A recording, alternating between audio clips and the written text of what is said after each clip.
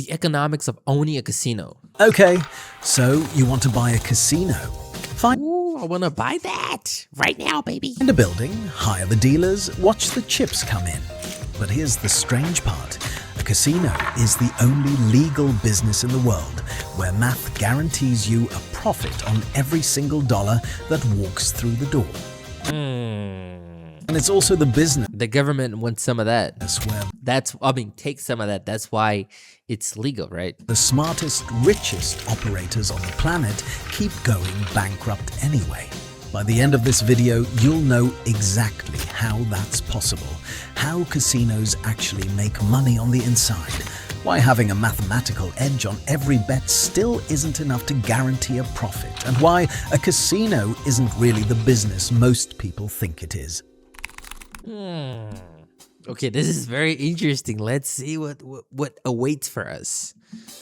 Casinos Let's see what's in store for us, guys. come in three sizes, and they're three completely different businesses. A small regional casino in Colorado costs $2 to $5 million. Ooh, For that money, 2 to 5 million? you get a few dozen slot machines, a couple of tables, a bar, and a parking lot full of locals showing up the first of every month to lose their grocery money. Rich people dropping money. A mid-sized property runs you $500 million to $1 billion. Think Borgata in Atlantic City, opened Yo, MGM. in 2003 for $1.1 billion. A real hotel, real restaurants, customers driving in from neighboring states. And then there's the Vegas Strip, The GTA San Andreas Casino. where the price tag starts getting silly. The Cosmopolitan opened in 2010 for $3.9 billion and is still the most expensive resort ever built on the Strip. Broski, come on, man. But the building is just the start. Two more costs nobody warns you about. The first is the license. In Vegas, around $770,000 a year. In New York, just applying A year. costs $20 to $50 million. Plus all the money you're going to have to pay from taxes to the government from the profits you made. No guarantee. You're basically buying a lottery ticket where the prize is permission to spend a few more billion. The second is geopolitics. Macau in southern China is the biggest casino market on Earth. $28 billion in 2024, more than 3 times the entire Vegas Strip. But the Macau government issues exactly 6 concessions for the whole city. The next round of bidding is in 2032, or you could try North Korea. Kim Jong-un is currently looking for an investor to finish the Rugyong Hotel in Pyongyang.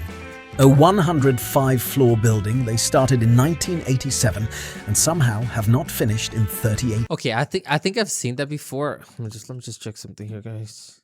I think I've seen this before. But I didn't know he was from this guy, from King John 1 or King 1. I forgot his name. I'm sorry. Hold on, man. Years. Ready. We're ready. For the interior, you get the casino license. Estimated cost: another $2 billion on top of the $750 million already buried in it. That is ridiculous. That's ridiculous money. That is stupid money. That is like fuck you money. Even the most isolated dictatorship on the planet understands that a casino is just a foreign currency vacuum with a roof on it. Now we get to the question that actually matters. Even a dictator. Where does the money come from? From the losses of the people, of the customers, of course. Well, what do you mean?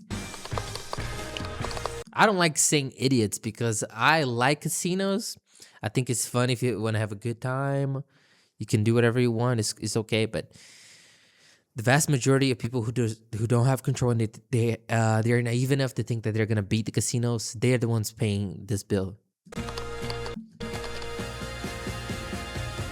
Every game in a casino is mathematically rigged, not in a cheating sense. The cards are real, the wheel is honest, the dice are clean. It's the rules that are rigged. The structure of every game. You're placed in an environment in which the odds are against you. So that already in itself is called cheating. It's like the legal way of cheating. Like the reason why I started thinking more about casinos is because of binary options. Because I am a trader myself, and believe it or not, the first style of trading that I got to know was binary options, because I didn't know any better at the time. That was 6 years ago. So, yo, Moto, what's up? How's it going? Yo, I'm about to pull up. I'm about to pull up Roblox soon, so we can play. I don't know if you're gonna play. Maybe we could do. Maybe we can play a long road. But as of right now, I'm just reacting to this one video about casinos, and then I'll go ahead and jump on Roblox. Okay. Guarantees that the casino wins more than the player over time. Always. The industry has a name for this. All right. Let me just finish this one. It's probably gonna take 20 minutes, and then I'll join you, if you don't mind. Okay. I'll join you guys. The House Edge. Easiest way to picture it. House Edge. So as I was saying before, I started with binary options. So with binary options is every trade you get right, you win 80%, but if you lose the trade, you lose 100%, and you have like 50% of chance. So like 50% of chance to win, 50% of chance to lose. And like I said, when you win, you only win 80%, right? And when you lose 100%. So you already, like, the mathematics is already against you. And this is the exact same structure in which you're placed in an environment in which the odds are against you. And long term, you're not going to be profitable. You might like get a trade right here and there, but for the long term, you're not going to be able to do it. Especially because of all, and even if you were profitable, if talking about binary options specifically, is a lot of these places, companies, they work on offshore, right? So they're offshore companies. So even if you were to make the money, you cannot withdraw the money. So there's a lot of complaints and problems. It's not a good deal. Imagine you and I bet on a coin flip. Heads, you win $1. Tails, I win $1. That's a fair bet. Zero edge. Now I change one rule. Heads still pays you $1, but tails, I take $1 and a nickel. Same structure. This is binary options in a nutshell. It's the same thing. Because you still have 50% off chance, right? And if you have only 1 minute to get the trade right or wrong, in this case, a lot of people say, "Oh, but there's the pattern, there's this, there's that," in which I don't believe anymore. Being a trader for over 6 years, so the odds are stacked up against you. Mathematics is gonna win. I mean, the math is gonna win at the end of the day. Same coin, same flip. But now, every time we play, on average, I keep 5 cents. Boring on one bet. Catastrophic over 1 million bets. That 5 cents is the House Edge. Every casino game is just a different version of the same trick. They win statistically. They win by the statistics. Roulette is the cleanest example. European roulette has 30 cents.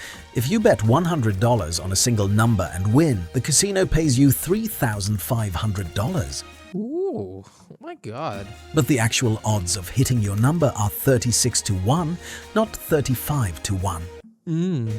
So you should have been paid $3,600. That missing $100 is the house's cut. Looks like nothing. But multiply it by 1,000 players a day, every day for 30 years. Now look at American roulette. Same wheel, same payout, same rules, except they added one extra slot. The double zero. By adding a single there's that as well. pocket, the casino doubled its edge from 2.7% to 5.26%. The player at the table cannot tell the difference. The math notices every single time. But roulette isn't where the money lives. The real story is slots. Slot machines run a house edge of 5 to 15%. And here's the part that breaks people's brains. The cheaper the machine, the higher the edge. Penny slots, the ones grandma feeds her change into all afternoon. That means they are programmed to make you lose. So statistically, you're going to lose after a certain amount of time. The machine is never going to allow the player to make more money than the machine is making. So you cannot beat it. Those are running 12 to 15%. They can all be programmed. They can all be modified. And you're never going to know about it. Per dollar wagered, Grandma is statistically the most profitable customer in the entire building. She's giving the casino 30 times more than a millionaire playing blackjack at the high-limit table, where the edge is just 0.5%. That's why if you walk onto any Vegas Strip casino floor, the first thing you'll see is a sea of slot machines. In 2024, Exactly. slot machines are The problem is not you gambling or going to casino. The problem is they use this little edge, this little advantage to infiltrate, okay, people's vulnerability, right? So that if they don't have control, say they lose a certain amount, say they lose 1,000, they go to the casino and say, hey, I'm only allowed to lose a certain amount, say $500, for example. But some of these people, they're vulnerable. Some of these people, they don't have control over themselves. So they use that little edge as, an advantage for the casino because they're going to profit off of your vulnerability because you cannot control your fucking self, right? You say you're going to lose 500, but the next thing you know, you're losing 1,000 and then 2,000, 3,000, 4K, 5K because you cannot control yourself. That's how they win your money. That's why all the time you have to control yourself. All the time they're gonna win you in here mentally before everything. alone brought the It's all a mental game. Goddamn. Strip $4.9 billion. That's more than every table game combined. Okay, so He said 4.9. that's the math. Now the architecture. You've It's a setup. probably been in a casino. Notice anything missing? There are no windows anywhere. There are no clocks on the walls. The carpet patterns are subtly designed to push your eyes upward toward the slot machines. The walk from any table to the exit deliberately passes 10 more rows of slots, just in case you have anything left in your pocket. The industry has a term for all of this: engineered immersion. The goal isn't to win your money once. The goal is to keep you inside with no time reference until the math has time to do its work. Damn. And then there's the most surgical customer retention system ever invented in any industry, the player's club card. When you walk into a casino, they offer you a free card. You insert it into the slots, hand it to the dealer, and from that moment on, every bet you make is tracked. From that data, they calculate something called your theoretical loss. Bet Theoretical loss. $10,000 over an evening at a 5% edge, your theoretical loss is $500. The casino then gives you back 5 to 10% of that number. Free dinner, So like 50? free hotel room, free drink. In 2024 alone, Vegas Strip casinos gave away $4.4 billion in this stuff. They didn't lose that money, they invested it. Damn. Holy cow. Every comp is a calculated expense to keep you in the building so the math has more time to work on you. It's a freaking setup. I already said that. Goddamn. And at the very top of this pyramid sit the whales. The whales. Roughly 0.1% of all casino customers account for over 25% of a total casino revenue. 1 in 1,000 customers generates a quarter of the entire industry's money. A good example is Dana White. He plays $25,000 per hand at blackjack. I saw one news, and I could be wrong, that I think that he made $1 million off of the casino and then he got kicked out. Because supposedly, if you actually are profitable, the casinos are going to kick you off the place. And because he has a lot of money and, he can put a lot of money at risk because he owns UFC, if he wins $2 million from the casino, they're not going to be very happy with that, so they're going to kick you off. But I don't know if that's a true story or not. I just heard that somewhere else Won $2 million on the internet. one weekend at the Palms. Came back, won another $1.6 million. The casino banned him. That's the story. She said that. Caesars and Atera is the IT painkiller. Remote monitoring and management, remote access, help desk and ticket. Bellagio still let him play, though. Why? Because the rest of the time, whales lose enormous amounts of money. The math always But does he lose though? Because he's a very smart guy. You know Daniel White, right? He's not an idiot. wins eventually. The whale always comes back. That's why a casino will fly a whale on a private jet from anywhere in the world, give them the penthouse for free, send a Michelin chef to their suite. Spending $500,000 to host one whale for the weekend is rational when their expected loss is $10 million. So here's the whole revenue model in one sentence. But Dana is now losing that shit. Dana is not losing that money. House edge multiplied by volume. And even if he loses that money, he's being strategic, because say he loses 10 million. If he's losing 10 million on one end, he's definitely earning 50 million on another end, or 100 million on another end. That means he has 90 million of profit in total. And he made good connections. He was in the casino. He had fun. He met people, and he's still profitable. Because at the end of the day, he's trading, right? So he's not being an idiot. Multiplied by well, I don't know. Maybe I'm just going crazy, but at least that's how I think that he thinks. time multiplied I will assume with all of my ignorance. by repeat visits. And every single thing in the building exists to maximize one of those four numbers. So with all this, guaranteed math, billions in revenue, customers literally engineered to lose. Why do casino owners ever lose money themselves? Because sometimes luck doesn't favor them. The short answer is everything else. Out of every dollar of gaming revenue, about 70 to 80 cents is gone before you see anything. A typical strip casino runs on a 25 to 33% net margin. So, out of $1 billion in revenue, you keep around $250 to $330 million. Where does the rest go? About a third disappears into payroll. A Payroll. strip resort employs 3,000 to 8,000 people. Another big chunk goes to taxes. Nevada is friendly at 6.75% of gaming revenue. Macau takes 40% off I told you about the taxes. the top. Pennsylvania over 50% on slots. And then there's the stuff most people never think about. The biggest casino here, y'all know what it is, right? Y'all know who it is. The government. The biggest casino who's never going to lose is the government. The casino who owns the casino. The costs that come from the casino actually being a casino. A Vegas property has more cameras per square meter than most prisons. Every table, every cashier, every escalator, every parking spot is on 24/7 watch, with a Damn. separate surveillance department that does nothing else. Then there are the cards themselves.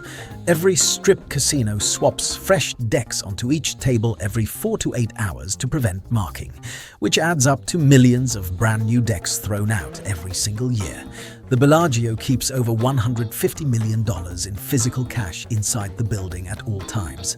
And the insurance and logistics for that alone cost millions. Drinks pour by the tens of thousands. I think Mr. Beast is going to own a casino. And the challenge is going to be, and this has nothing to do with the video, but that just came out of my mind. I was like, damn, if Mr. Beast owns a casino, can he make like a challenge? Oh, I just bought a casino and I gave everybody money. That'd be a good challenge. Every day. Not out That would be like the opposite of what the casino does, because the casino is trying to take your money. Mr. Beast is going to open a casino so that he can give all of the casino money, right, to the customer, of or casino's money. generosity, but because a slightly drunk gambler bets bigger and stays longer. And drunk gamblers fall, fight, and lose money they decide must be somebody else's fault, which is why casinos get sued more often than doctors and pay liability premiums that climb every year.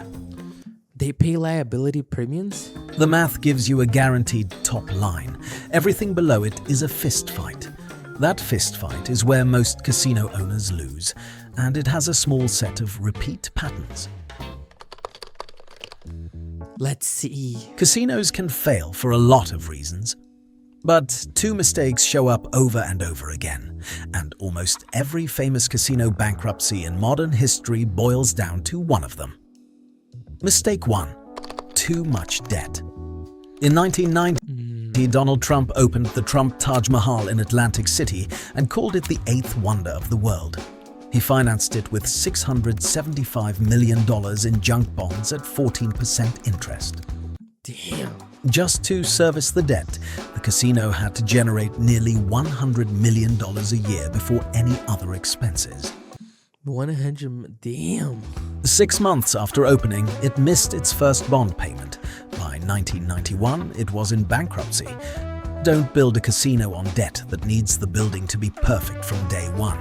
No casino is perfect from day one. Mistake 2. Okay, so he did the casino went bankrupt Wrong product or go for bankrupt? the market. This one has killed a lot of buildings. In 2012, a $2.4 billion property called Bro, I didn't know that he failed the casino. He owned a casino and then the casino went bankrupt. I didn't know. Oh my god, I didn't know that. opened in Atlantic City, built for Wall Street executives instead of bus trip retirees. They banned smoking on the gaming floor. No buffet, no players club. In the gambling world, that's roughly like opening a fitness club and banning sweat. The hedge fund crowd never showed up. The retirees they'd alienated never came. Closed 2 years later, sold for $82 million. 3 cents on the dollar. In 2016, Lucky Dragon opened off the Vegas Strip, a $160 million boutique casino built Wow. entirely for Asian customers. Asian language signage, feng shui interiors, no 4th floor. Turned out, Asian high rollers who flew to Vegas wanted Vegas, the fountains, the spectacle, the chaos. Not a smaller version of what they'd left at home. Damn. Closed 14 months later. Sold for $6 million. Damn. So okay, so they spent 160 and then they sold it for 30. Wow. If you're going to Even the big guys, they lose money. That's incredible to me. build Because like nothing is guaranteed. Even the casino is not guaranteed. What the fuck? a $2 billion building, make sure somebody actually wants to be inside it. Step back for a second. The economics of this industry are paradoxical. A casino has the most reliable revenue mechanism in business. There's no other industry where the math guarantees the top line so cleanly. A bakery doesn't know how many croissants it'll sell tomorrow. A casino knows almost exactly how much its slot machines will hold this year, give or take a few %. And yet casino operators go bankrupt at rates that would embarrass a tech startup. But it's because of the amount of the operation. Just think about it. You're paying thousands of employees. There's so many things that you got to do. There's a lot of things, a lot of money up front. And usually I think the perfect world is you'd have to be a billionaire and be able to open a casino and hold that down for a couple of months, even years, until you make it established. But that's the perfect world. I mean, who's going to do that? Why? Who's going to take that risk? Because the math only works at scale and over time. That's literally what I said. So that means that you need somebody who owns this must have money to sustain it, to sustain the loss of owning a casino for a couple of months or however much time until the thing works for their favor. And that costs a lot of money. Not everybody in the world is willing to do that shit. Every casino takes years to pay back its construction. The house edge is rigid. You can't raise it in a bad year, which means everything outside the math has to also be perfect. Your debt, your costs, your country, your timing, the mathematical floor is bulletproof. Dude, that's insane. Everything you build on top of it isn't. The whole industry is essentially the same trade. Guaranteed revenue against unguaranteed everything else. Survive 20 years of that, and the rewards are some of the largest fortunes ever built. Damn. Time to pull it all together and answer the actual question. How much money do you make if you do this right? 2 scenarios, real numbers. Scenario 1, $5 million in Colorado. A small regional casino. Okay, the buying cost, okay, $5 million. Annual gaming revenue, about $10 million. $10 million a year, right? After all operational costs, your real profit is around $2 million a year. Okay. Payback, 3 years. 3 years to pay that back. Damn. Not If everything goes right, guys, by the way. glamorous, recession resistant. The most boring American business with the word casino in it. Scenario 2, $1 billion in Las Vegas, a full strip resort. 2,000 hotel rooms, 100 tables, 3,000 slot machines. Annual revenue, $900 million. Damn. And here's a fun fact most people miss. only That's like Elon Musk's money. What the fuck? 1/3 of that comes from gambling. The other 2/3 is hotel, restaurants, shows, conventions. A modern strip casino is barely a casino. It's a resort that uses gambling as the loss leader to pull customers in. Net profit after everything, $250 million a year. Shit. Add another I make that in a day. 50 You want to know something? I'll make that in a day. That shit is nothing for me. Fuck, I make that in a second. What you mean? million if your engineered immersion is dialed in. Payback, 4 years. Then And still 4 years to pay back. God damn. you're earning $300 million a year. Shit. And if you survive long enough, you become something specific. Sheldon Adelson started buying casinos in 1988. By the time he died in 2021, he was worth $35 billion.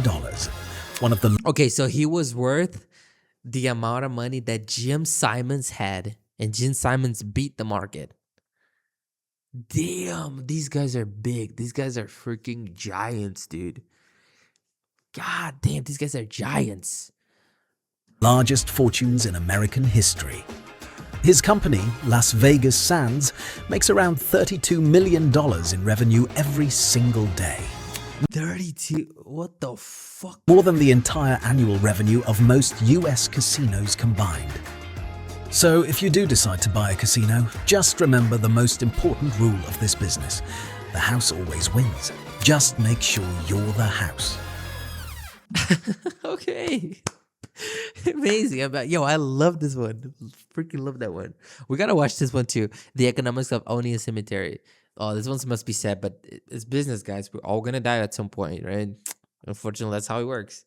For the coin flip, and on average, the house would keep 2.5 cents, not 5. Okay.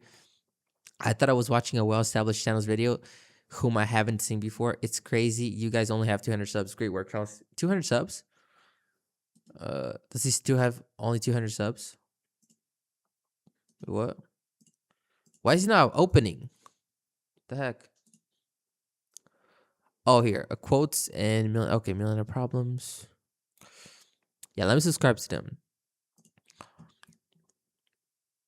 Very good AI slop. I was entertained. Amazing video. By the way, I want to know more about this and the resource you used to make the video. That was a really good video. Keep doing the videos like this. Amazing. I really like that too. Solid advice.